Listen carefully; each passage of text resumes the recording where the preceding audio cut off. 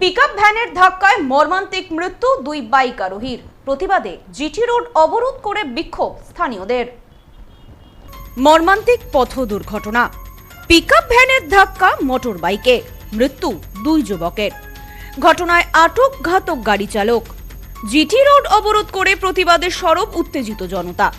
Police প্রশাসনের হস্তক্ষেপে পরিস্থিতি নিয়ন্ত্রণে আসে।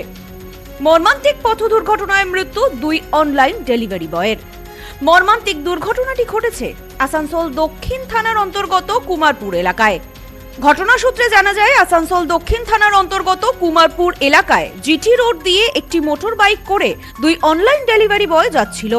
সেই সময় আসানসোল থেকে কুলটি যাওয়ার পথে একটি পিকআপ ভ্যান সজোরে ধাক্কা মারে বাইকে। ঘটনাস্থলেই ছিটকে পড়ে বাইকে থাকা দুই যুবক। ঘটনাস্থলে একজনের মৃত্যু হয়, অপর একজনকে গুরুতর আহত অবস্থায় হাসপাতালে নিয়ে গেলে কর্তব্যরত চিকিৎসকেরা মৃত বলে ঘোষণা করে তাকে। দুর্ঘটনার বিকট শব্দে ঘটনাস্থলে জড়ো হন স্থানীয় বাসিন্দারা। ঘাতক পিকআপ ভ্যানের চালককে আটকে রেখে পুলিশে খবর দেওয়া হয়। খবর পেয়ে ঘটনাস্থলে এসে পৌঁছায় পুলিশ। স্থানীয় বাসিন্দাদের অভিযোগ, বাইকটি রাস্তার এক সাইড দিয়েই যাচ্ছিল। নিয়ন্ত্রণহীন গতিতে আসছিল পিকআপ ভ্যানটি, আর সেই সময় সজোরে ধাক্কা মারে বাইকে। এমনকি পিকআপ ভ্যান চালক মদ্যপ অবস্থায় ছিল বলেও অভিযোগ স্থানীয়দের। এরপরই উত্তেজিত জনতা জিটি রোড অবরোধ করে প্রতিবাদে সামিল হন।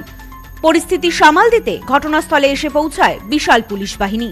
এ বিষয়ে এক পুলিশ কর্মী জানান, দুর্ঘটনার খবর পেয়েই ঘটনাস্থলে ছুটে আসি। একটি পিকআপ ভ্যান এসে বাইকে ধাক্কা মারে। ঘটনাস্থলেই এক যুবকের মৃত্যু হয়েছে। পিকআপ ভ্যান চালক মদ্যপ অবস্থায় ছিল। ইতিমধ্যেই আটক করা হয়েছে পিকআপ ভ্যান চালককে। তবে আমরা পরিস্থিতি খতিয়ে দেখছি। আজকে সকালে এখানে একটা পিকআপ অ্যান্ড টু হুইলার সাথে অ্যাক্সিডেন্ট হয়েছে। তো যা ইনজোর্ড আছে ওনাকে হসপিটালে শিফট করা হয়েছে। এখানে পাবলিক একটু অ্যাংরি ছিল, ওনাকে কনভিন্স করা হয়েছে। ওনার যে ডিমান্ড আছে এখানে পুলিশ ডিপ্লয়মেন্ট করতে হবে অ্যান্ড লাইট লাগাতে হবে। আমি এমসি কমিশনার সাথে কথা বলে লাইটের ব্যবস্থা করে দেবো। আর আমাদের ট্রাফিকের পক্ষে যা ব্যবস্থা নেওয়ার এটা আমি আজকে থেকে ইনশিওর করি। মৃত দুই যুবকের দেহ উদ্ধার করে পাঠানো হয়েছে ময়নাতদন্তে। এমন পথ দুর্ঘটনার কারণে যথেষ্ট চাঞ্চল্য ছড়িয়েছে গোটা এলাকায়। দুই যুবকের অকাল মৃত্যুতে শোকস্তব্ধ পরিবার সহ গোটা এলাকাবাসী। খবর পেয়ে ঘটনাস্থলে এসে পৌঁছেছে আসানসোল উত্তরের স্থানীয় বিজেপি বিধায়ক কৃষ্ণেন্দু মুখোপাধ্যায়। পুলিশ প্রশাসনের হস্তক্ষেপে দীর্ঘ সময় পর পরিস্থিতি নিয়ন্ত্রণে আসে। Bureau report, news no man's land, Asansol.